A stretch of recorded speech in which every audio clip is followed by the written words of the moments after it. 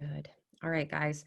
We are live on our Zoom, live on Facebook, and we are recording. So there is the man, the myth, and the legend. Joe Barton is in the house, folks.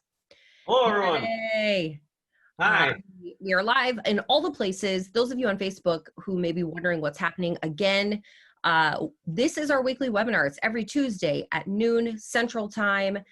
We talk about type 2 and various other topics as well, but it's a great opportunity for you guys to ask Dr. Saunders questions. There's no charge for this webinar, and it is recorded. So make sure you can catch these on Facebook, but also if you go to our YouTube channel, you will see all of our past webinars. We've been doing these for over a year, and I will post a link to bartonwebinar.com. You can go there and find, you can actually subscribe to our channel right from that page. So I will post that in the comments, both on Facebook and on Zoom. If you have never registered for this webinar, you can also do that at bartonwebinar.com. Again, a free webinar, but if you sign up, you know, instead of watching it on Facebook, you'll get the notifications to remind you to watch. So lots of good stuff today. Again, our topic is type 2 and stress. No one's been stressed before, so this should be an interesting topic. And yeah, we're excited. We have the one and only Dr. Saunders with us, and No, there's another Dr. Saunders. Oh, there is. It's funny. I was at UCLA. I went to medical school at UCLA, and there was a resident there whose name was Scott Saunders, MD. And then there's me, Scott Saunders, MD. And I never met him. The only reason I found out about him is because people asked me, wait a minute, I know Scott Saunders, the Dr. Saunders, and you're not him. And but I was in medical school, so I didn't have an MD degree at the time. But when he moved to Chicago, he got a job in Chicago. He took my bank account with him because we had a bank account at the same bank. So then they started saying, you're overdrawn in your account, and all that. I'm not, I swear. It was really a big problem. And the banks blamed me for it. It was their fault. They made a mistake. So anyway, I found out about the other Dr. Saunders. Well, we're glad we have you here, Dr. Saunders. You are. Oh, yeah. The other guy's a psychiatrist. You wouldn't want him. Oh, no. I do get confused. That's like on Joe's friends with a Joe Barton on Facebook. And sometimes that Joe Barton comments, and it's very confusing. Yeah, and he's a little bit more controversial than I am. So sometimes he posts things and then I get in trouble for him, like on my own, posts. But yeah, we have a good time with that. So sorry I'm late. I got a little stressed out there. I showed up and you guys were not on, and something was, but we're all here now. So this is going to be good and timely stress relief. Not that anyone's experienced any stress in 2020, especially, right? So, hey, we've got Patrick checking in. Grace is back from vacation, and she said that was a stress reliever. So that's awesome. Got a few. Our friend Ernie is back. Welcome back, Ernie. Good to see you. And Sandra, awesome. All right. And Sir Charles, awesome. And Inez, so lots of people checking in and saying hello. So good to have everybody on here with us today. So hello, let's get started here. Dr. Saunders, take it away. Okay, so today we're talking about stress, and I want to start out a story that I've told before. So some of you have heard this before, but it was so dramatic and so unexpected that I want to use this story to preface my remarks on stress. Julie was overweight. She had diabetes. She first came to me. She'd already been treated for diabetes for a long time, years, and she did not eat well. She lived with her daughter. She wasn't married. She ate junk food. She drank sodas. And her blood sugar was always 200. It was always in the 200s, 300s. So it was really high. The normal is less than 100. So she was like, 3 times the upper limit of normal blood sugar. And we gave her medication and nothing working. So I sent her to diabetes specialist. One time she was in the hospital, and while she was in the hospital, they had to take her off all of her medications. her blood sugar went down to normal while she was in the hospital. And then she got out of the hospital and her blood sugar went back up again to super high numbers. And we were like scratching our heads going, okay, Julie, what happened in the hospital? What were you eating? What's different? She goes, nothing. I was just eating whatever they gave me, food, whatever. And I know hospital food, at least at this hospital, was not in any way meant for diabetics. So it's just like a strange thing that happened, and I couldn't understand why. And then I sent her to this diabetes specialist, and she came back on 200 units of insulin. Now, any of you who take insulin know that the average body makes about 10 to 20 units a day. So she was taking more than 10 times the normal amount of insulin. And she was on 4 medications for diabetes, 4 diabetic medications.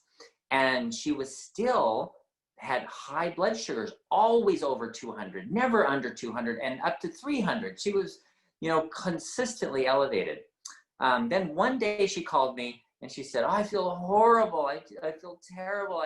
And I said, check your blood sugar. It was 35. She was like, what? 35? I said, get off the insulin, get off the medications. And so she was on no medications, injecting no insulin.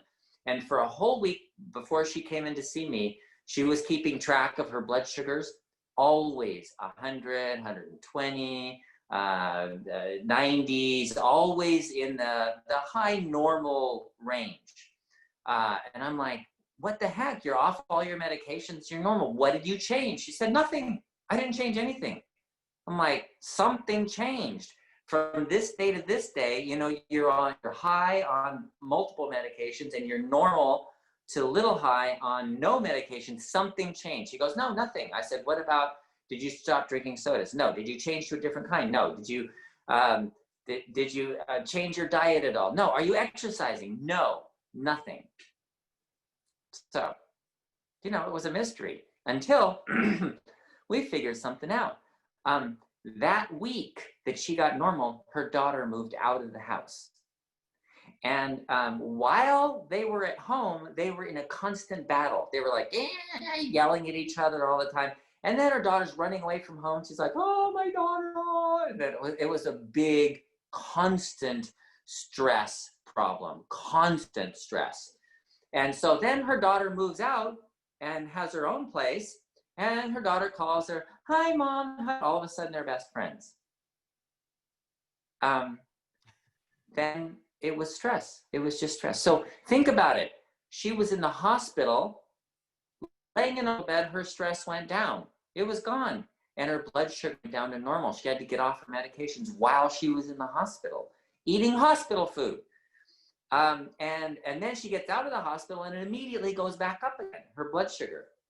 She had something that I found really rare. That's it. When she wasn't stressed, she did not have diabetes. When she was stressed, she did have diabetes. So it is essential that you understand how stress affects diabetes, especially because if your blood sugars are high and you're on medications or you're trying to figure stuff out and nothing's working, if you're under a lot of stress, that could be the cause of your blood sugars going up. And so people have often asked, they call in, they ask, and we've answered this question many times about, what the heck? Why does my blood sugar go up sometimes in the morning? Sometimes it's normal. Why does my blood sugar change all the time? I didn't change my diet at all. I didn't change medication, anything, yet my blood sugar is way up here, way down there, and it's highly variable. Well, sometimes that's stress. So let's look at what happens with stress. When you're releasing a hormone called cortisol. Cortisol, everybody's heard of cortisol. You get cortisone shots in your shoulder when they hurt and all that kind of stuff. Cortisone for rashes, buy it over the counter. But that hormone, cortisol, which is the natural form of cortisone, comes out of your adrenal glands when you're stressed. And what it does is causes insulin resistance. It blocks your insulin receptors so that your blood sugar cannot drop too low. Why is that important? Well, if you're really stressed and you've got to get away from something or do something, and you're scared of something and you've got to get out of there, you need energy. And so you're not going to make just start storing a bunch of energy while you're stressed.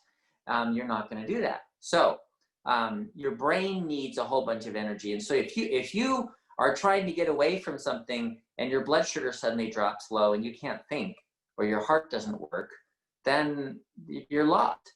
So when you're under a lot of stress, you need the blood sugar to go up. You need that. You need that extra energy.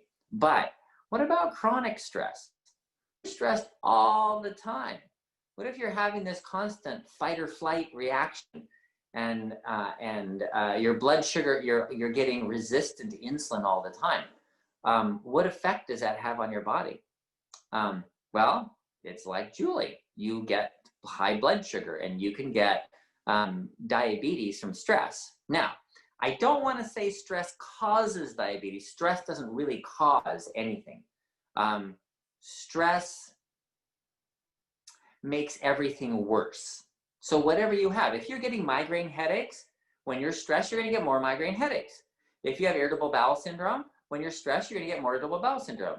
If you have fibromyalgia, when you're stressed, it's going to get worse.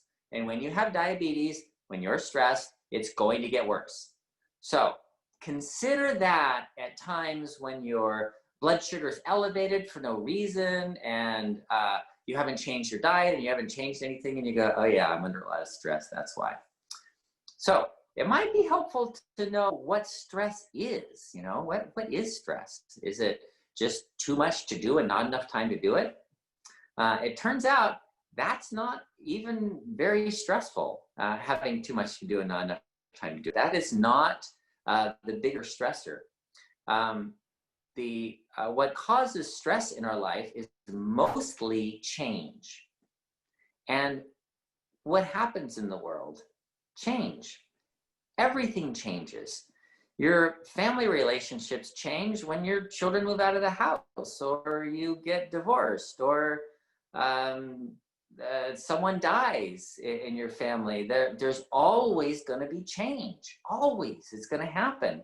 And people who are trying to avoid change, they're in constant stress and anxiety. Constant stress. I don't want this to change. Everything is okay. I don't want it to change. It's going to change. It's going to change. And there's nothing we can do to stop it. So in trying to prevent the change, I want to give you an example of that. I had a picture of me and my daughter on a roller coaster at Disneyland. So it's a dark roller coaster. Nobody can see. So I had no problem with grimacing as I was going through the roller coaster. But they take a picture, a flash picture, as you're coming down a really steep grade. And here's my daughter in the picture. She's like having a great time. And here's me having a horrible time. Now, we're having the same experience. And one of us is saying, stop this crazy thing. I just want to stop it. And the other one is saying, go faster, right? So where's the stress in that? It's the intention, it's the desire, it's the need to stop things from changing.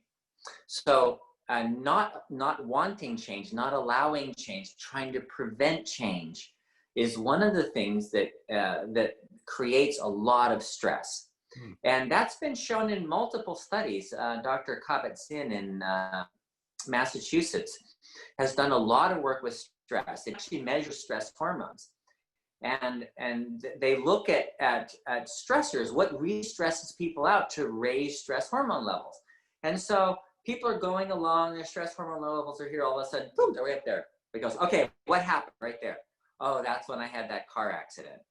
And what's really interesting is the stressor might come down to normal within days or weeks or months or years.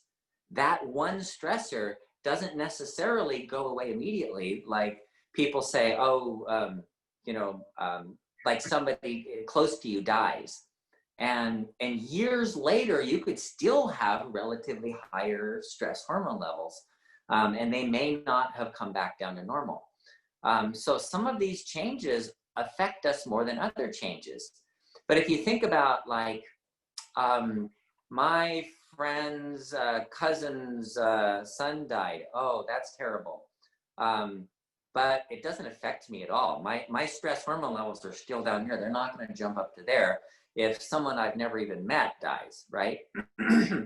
It's really how it affects my life, how my life changes, how my needs change, how my ability to meet my needs changes. If I lose my job, that's really stressful. That change affects me. But if during COVID-19, several of my relatives lost their jobs and friends, and I'm like, oh, bummer, dude. But it doesn't make my stress levels go up, right? So now we know what stress is. Essentially change, and especially changes that affect us in our lives, specifically how we can manage, how we manage our lives. If that changes, then that's going to create stress. So, can you avoid stress? Do you want to avoid stress?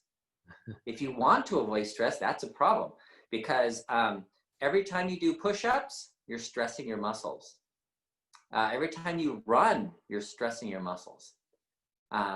We need stress. We need physical stress in order to get strong. We need mental stress in order to grow and learn. We need emotional stress in order to grow and improve and mature. We need stress or we don't grow up. So we need cortisol. Without it, we die. Literally, if you don't make cortisol, you will die. It's called Addison's disease, and people do die from that. So you need stress. So it's not that you can say, I'm never going to have stress in my life again. It's that you have to look at it as how am I going to manage stress? So that's the next part is, how can we manage stress? Joe, how do we manage stress? How do you manage stress? How do you manage stress? How do you manage change? No, how do you manage stress? Yeah, when you're stressed? Boy, I mean, my faith plays a big part of it, I think, my upbringing, and just having I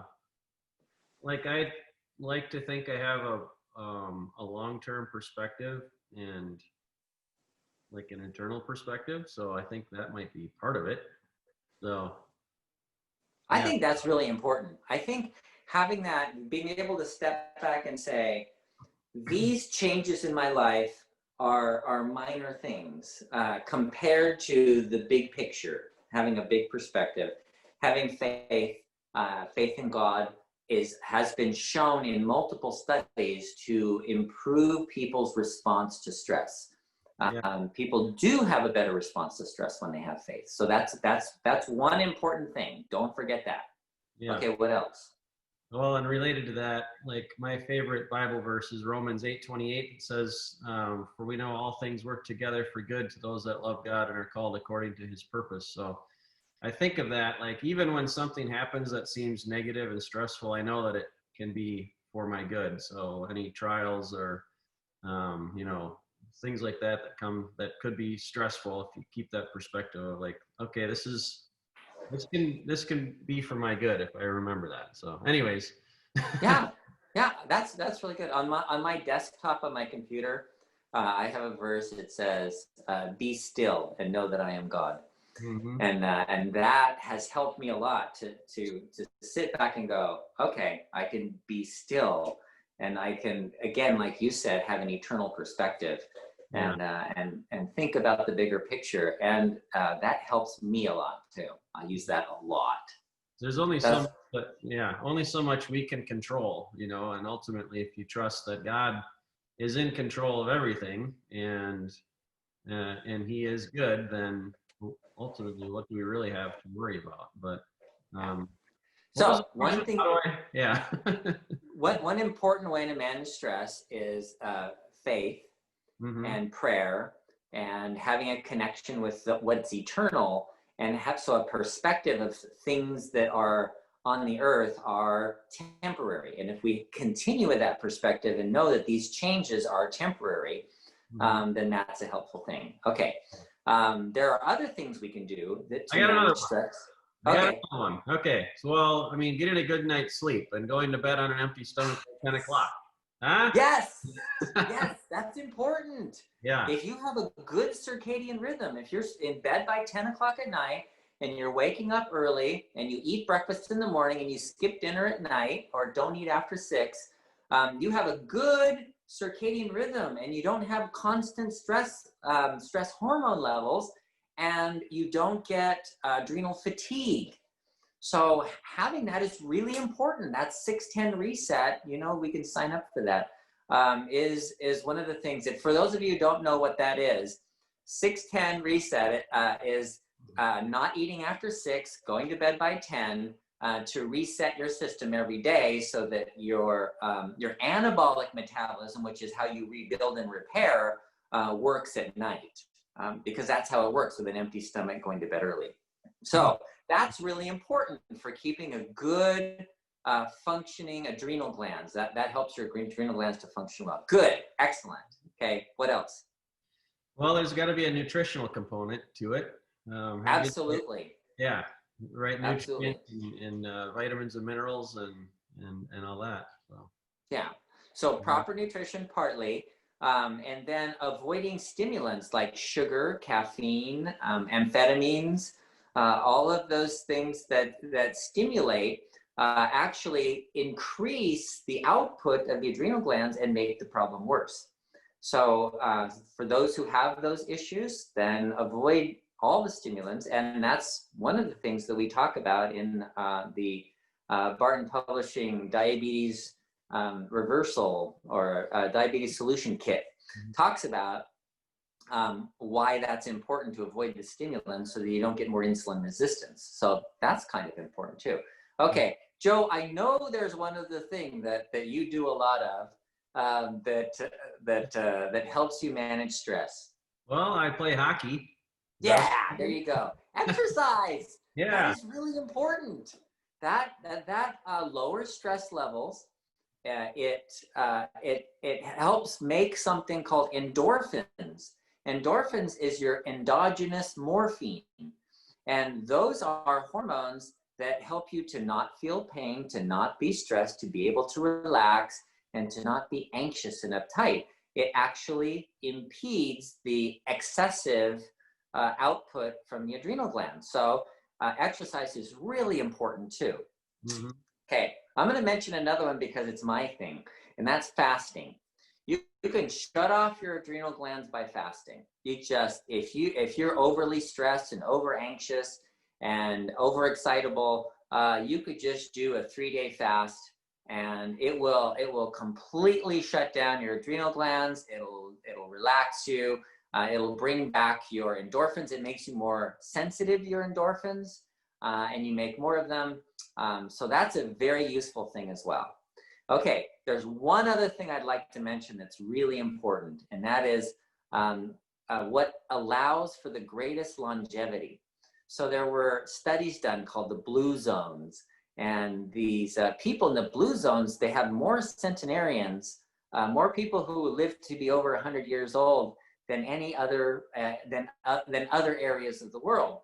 And and people go, oh, what's the magic? You know, what are they eating, or what pills are they taking, or all this kind of stuff. And you know what? It's actually really simple. It's connection. It's community.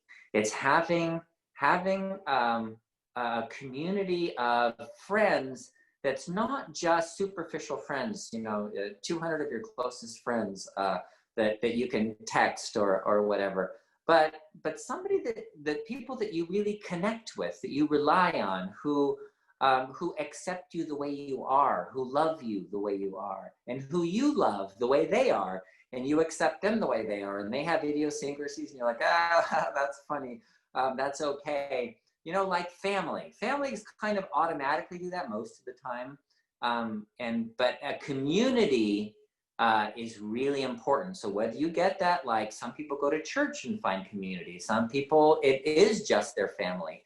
Other people, they have a neighborhood, and everybody in their neighborhood, they're good friends, they get together, and they form connections. So having those connections is a huge stress reliever, so much so that you will live longer if you have good connections than if you don't. Yeah, that's awesome. That's really good. Okay, so faith and mindset, sleep and the 610 reset, nutrition, avoiding stimulants, exercise, fasting, and community connection. Yeah, if you remember those things, that'll go a long way to reducing your blood sugar from stress. So that if you're getting high blood sugar from stress, then keeping those things in mind will be really helpful. I think a good action step for people to do would be, take a piece of paper and pencil and write that down. Write those 7 things down, and then maybe like look at your life and give yourself like a 1 to 10 rating. Like, where are you at right now in each of those, and if you're like at a 6 or 7 or below, maybe like those are the ones that you want to focus on trying to improve. And so maybe you're really good at all of them except exercise. Well, that's pretty easy to fix for most people. Even if you have some handicaps or whatever, there's always ways that you can get your heart rate going and different things like that, even in a wheelchair or whatever. So, but look at each one, give yourself a 1 to 10 rating, and then look, where's the gaps? And then where can you make the biggest difference? And that will help to lower your stress and improve your health overall. So. There's one other thing I'd like to mention. There's a book that was published by the Mayo Clinic, the Mayo Clinic Guide to Stress Living. It's Dr. Sood wrote it, and his big thing in the book is the vacation idea. That people think being on vacation is not stressful. But you know what is really interesting? Retirement is a huge stressor. In fact, more people die from retirement, have heart attacks because of retirement than any other single factor. If you just look at statistically speaking, that's how statistics can look interesting. And that is, so retirement and vacations, those changes are sometimes really stressful. And people think, oh, finally I get a vacation. You have the guy who is starting his own business, and he's working 18-hour days and barely getting any sleep, and 7 days a week, and he's working, finally builds up his business, and he's finally got it profitable, and he's got people working for him that he doesn't have to manage everything anymore. And he goes, okay, I'm taking a well-deserved vacation. And he goes on vacation and has a heart attack and ends up in a hospital spending his vacation. Those kinds of things are not unusual. Remember, the change is often very stressful. And so sometimes vacations can be stressful. So what Dr. Sood was talking about in the Mayo Clinic Guide to Stress-Free Living is a focused brain is not stressed. A relaxed brain that is constantly or that has no direction is the stressed brain. The default of the way our brain works is to always look for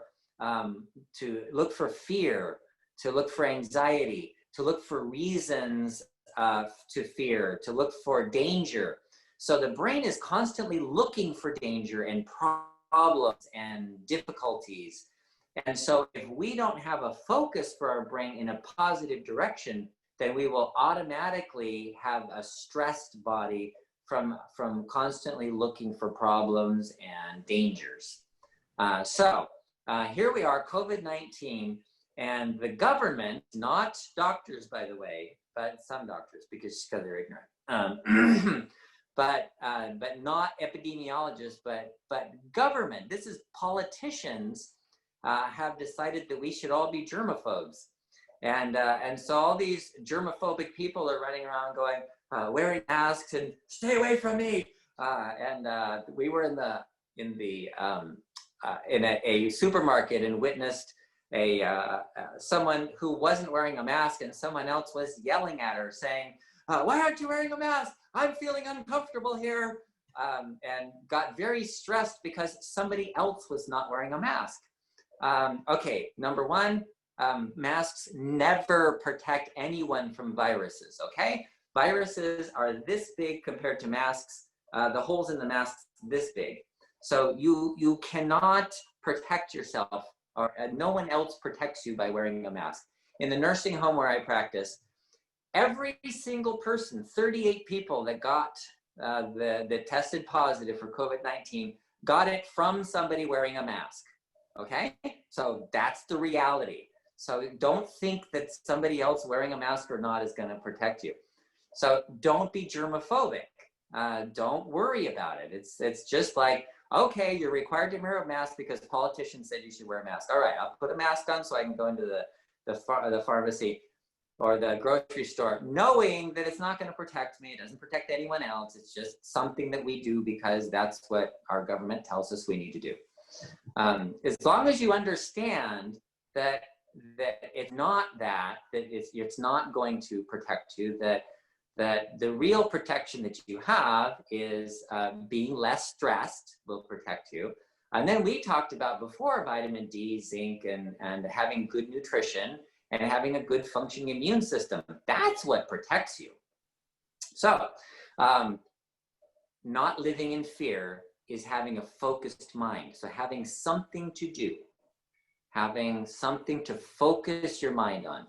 And if that is learning a new language or taking up piano lessons or learning art or something, if you can focus on something, then you can decrease your stress.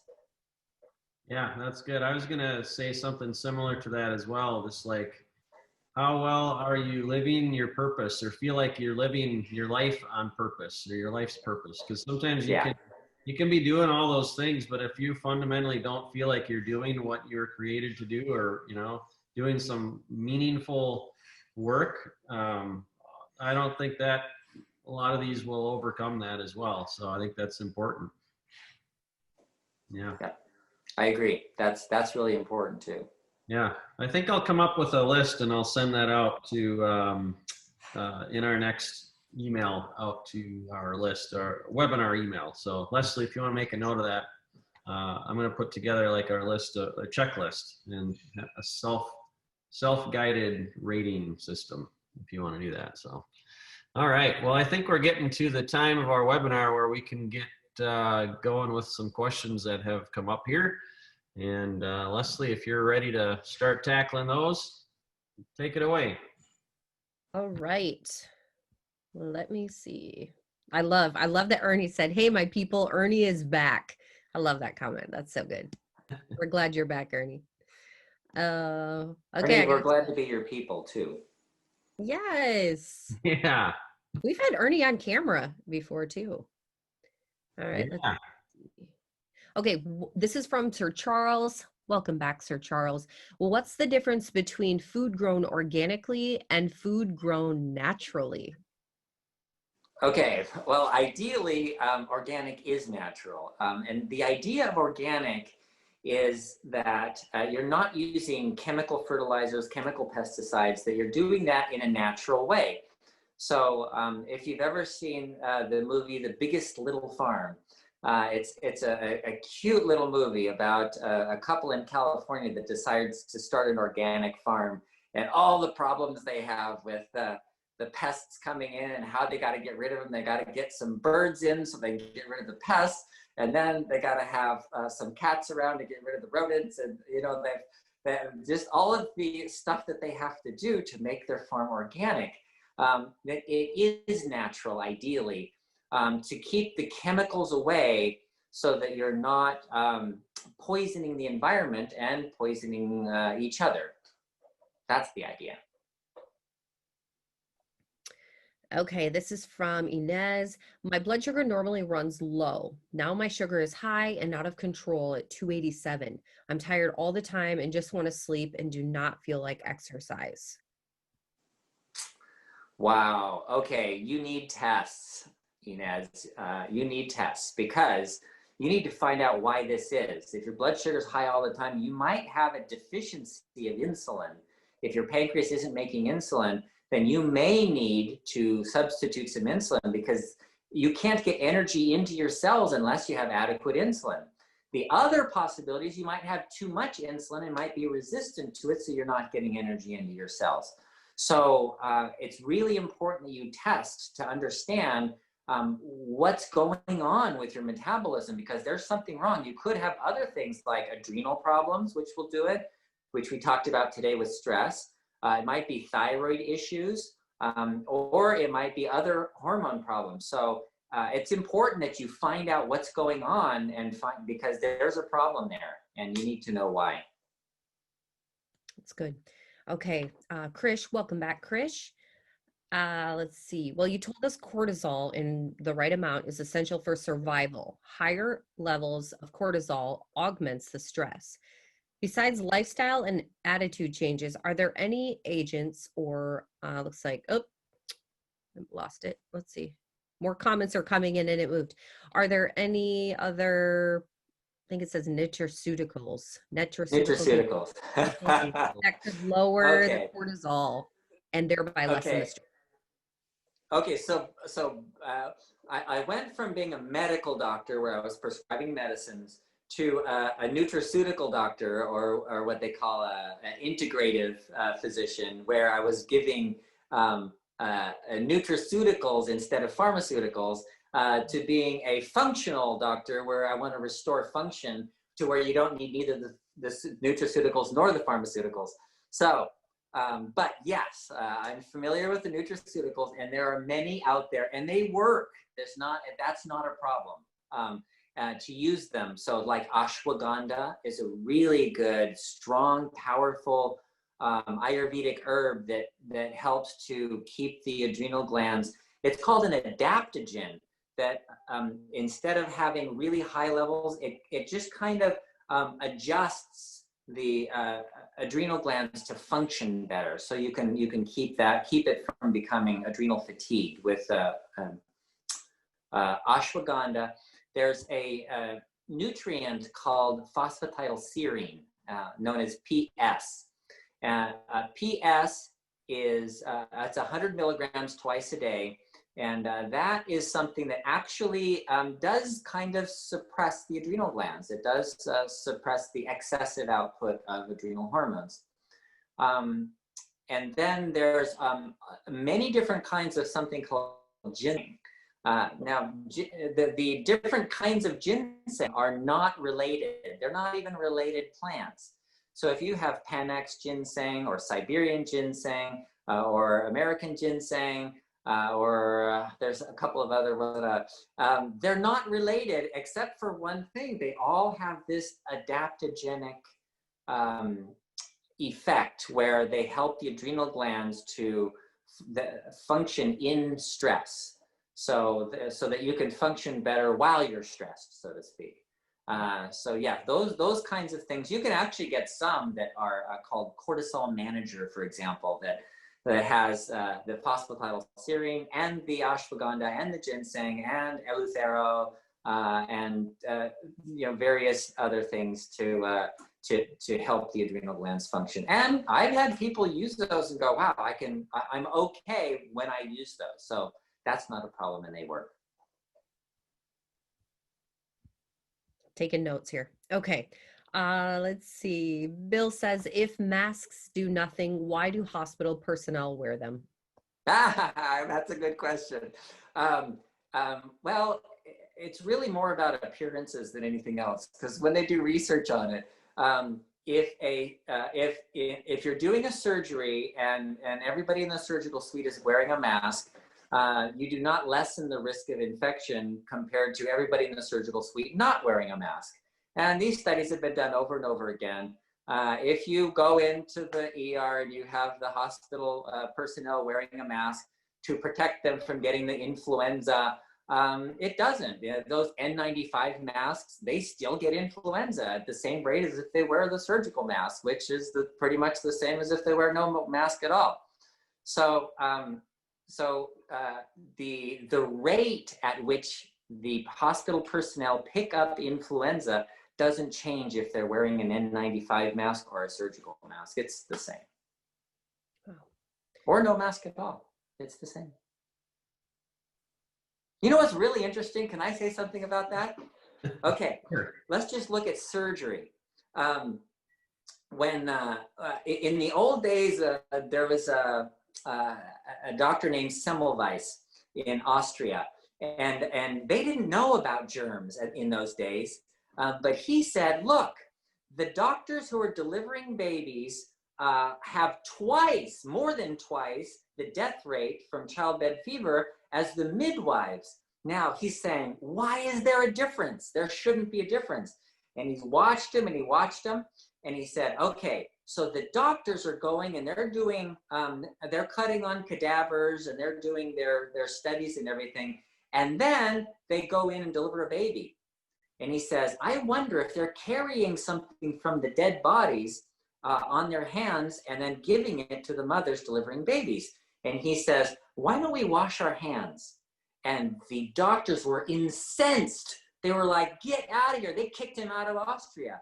He had to go to England because they said, you're accusing us of causing infections in our patients. That would never happen. And so it ended up that he started in England this movement for hand washing and all that. And then they discovered these little animalcules and that were the bacteria and all that. And they're going, aha. And then Louis Pasteur and all those people came in. And so pretty soon you have, oh no, we got to sterilize everything. So everything was boiled and sterilized, and they're washing their hands in iodine. This is way before they didn't have rubber for gloves. They just washed their hands in iodine. So the infection rate went plummeting. It went way down. And so it went from a really high infection rate, like during the Civil War, infection rates, more people died from the doctors doing surgery and the infections than they did from the wounds that they actually got from bullets or whatever. So the infection rate dropped down, and then they came up with rubber gloves. Guess how much the infection rate changed? No idea. 0. Then they came up with masks. Guess how much the infection rate? 0. 0. Yeah. Interesting. Yeah. All they had to do was wash their hands. That was it. That was So anyway, that was a long answer. See, I'm a microbiologist. I was a microbiologist before I went to medical school. So I learned all of these things about the reality of the situation. So we still do it, but it's more for show.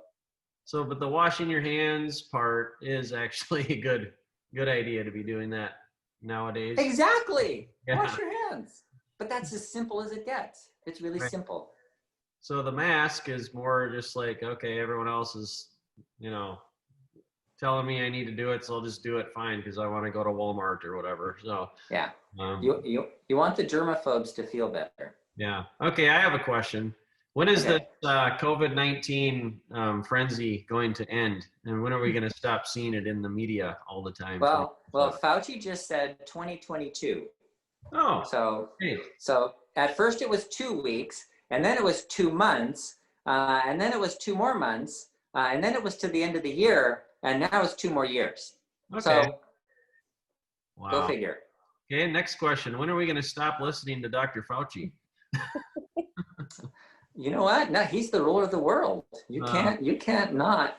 He rules the world. They have people beating each other in the streets of India over whether they should wear masks or not, and just because he said they should wear masks. I mean, that's how much power he has. The whole world listens to him, and he's not telling the whole story. And that's why he changes his story so often, because he doesn't have the real story. Yeah. Wow. Yeah, it's fascinating. So anyways, okay, we have a good one from Paula here, Leslie, if you want to read that one. Okay, I'm over in the Q&A, so hold on one second here.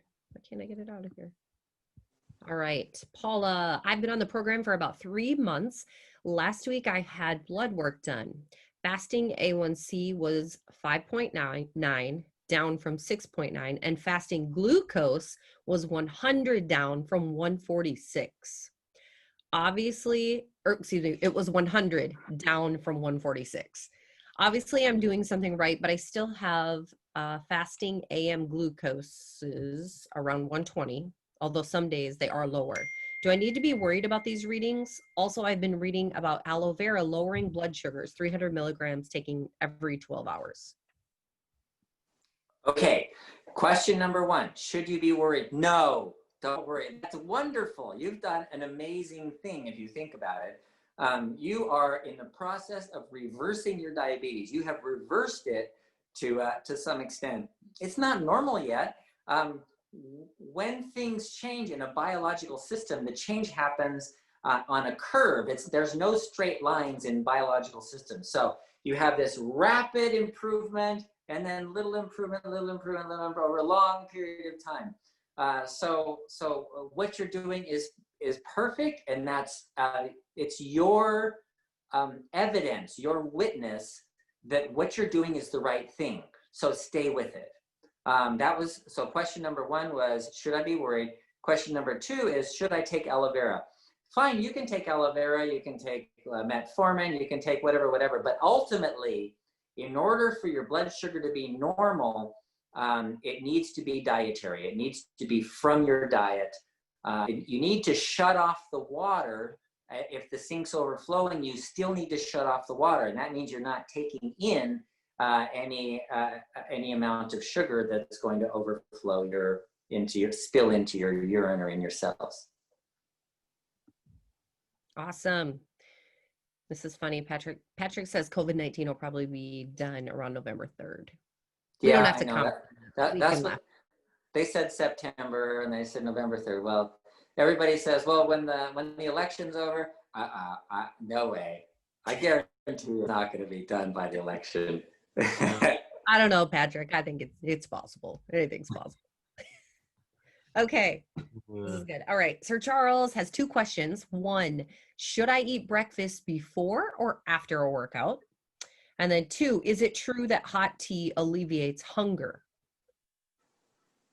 Okay, the workout thing. If you eat a small amount in the morning, it's good. Working out is okay. You know what? I don't do well if I have a big breakfast, I can't go work out right after a whole bunch. I can't do that. You know, I don't know. It just doesn't make my stomach feel good. So I wouldn't personally do that. I would work out in the morning and then go eat afterward, and I feel better doing it that way. But as far as why else you would do it the other way, if you take in some calories before you go work out in the morning, that's fine too, as long as, you know, I don't know, have a smoothie and then go work out. Yeah, that's fine. But was there a part two of that? Actually, does the hot tea alleviate hunger? Oh yeah, there's a hot tea. Patrick actually answered the question for Sir Charles and said it does work for him. Yes. So tea has methylxanthines in it that suppress hunger, kind of in the same way that amphetamines do. And yes, it's okay, but keep in mind that it's a very temporary thing. You'll get hungrier later if you use that as a rule. But yeah. Okay, so this is a great question. We may need to do another webinar on this. Can you talk about artificial sweeteners and which one is the best to use or do not use at all? Okay. So not everyone, but I have clearly had some people who, if they use artificial sweeteners, it raises their insulin levels and they get more insulin resistant because of the artificial sweeteners. Now, remember, the taste of sweet doesn't just say, I like sweet. It's not just a brain thing. The whole body responds to that. When you taste something, your pancreas is making enzymes to digest it and is making insulin. So some people have a much greater reaction to the taste of sweet by putting out a lot more insulin. Some people will just put out a little bit of insulin to the taste of sweet. So, and you can look at this in groups of people. So let's take a group like Danish people. If you have a Dane that eats Danish pastries, and what is a Danish pastry? What is it? It's starch and sugar and fat. And that's all, starch, sugar, fat. That's all you get. And they have a little insulin release from that. But you give that same Danish pastry to someone who's from the islands or Native American, and they have 10 times the amount of insulin put out for that same Danish pastry. So then they get insulin resistant, whereas the Danish person doesn't get insulin resistant. You know, how is that fair?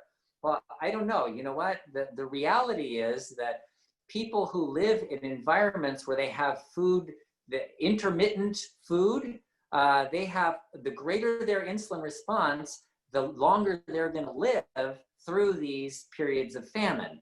So it would make perfect sense that somebody who has a constant supply of food, it doesn't matter if they, you know, over generations, it doesn't matter. They're not going to have a huge insulin response. Whereas if you've lived through famines, periodic famines, then the survivors are going to be the ones that make more insulin because they're going to hold on to more fat. That's what insulin does, it tells you to store more. So I don't know about why everybody has what they have, but you have to be careful with artificial sweeteners. The taste of sweet, anything, honey, agave nectar, even stevia. In fact, I had one patient who was using stevia and it was blocking her from using fat. She couldn't lose any fat off her body because even though she was fasting with just bone broth and tea, and she was putting stevia in her herbal tea. So if I were you with diabetes, I would avoid artificial sweeteners altogether. And then in phase 2, you can introduce them and see how they affect you. Awesome. Okay, I think we have maybe one more question. Is there a good book or resource that provides reliable information about plants or foods that are effective at treating our various medical conditions? There's a ton of them, but let's see, I have a library full of them. Let's see. Joel Wallach wrote a book. He's actually a veterinarian. Joel Wallach's book was pretty good on that subject. Let's see. There was the Encyclopedia of Natural Medicine is one that I read a lot when I was first starting out on this. And that was really useful because it looks at both food and supplements, which supplements are really just concentrated food anyway, and how you get it from those foods. Oh my gosh. So off the top of my head, I don't know. The Encyclopedia of Natural Medicine was pretty useful. I don't know. There's others. There's a lot of others. Yeah. Just can't think of what they are. Right. You know, Christopher, Dr. Christopher was a herbologist, wrote a book called, let's see, it's a textbook for herbal medicine or natural medicine. And John Christopher, and that's a pretty good one too. I read that one, and that's very useful for using plants and to specifically treat illnesses. Awesome. I think I have one in this room. I need to look for it. Joe, do you want to read this last question here, or maybe last two? I'm going to see if I have it. Sure. All right. Does blood thinning help in overcoming cold spells that you discussed last week? From Krish. Okay.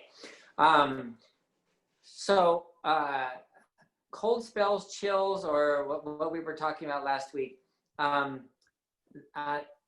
is more related to your hormone status, and blood thinning isn't what you think it is. It's not like your blood literally gets thinner and goes through the capillaries more easily, for example.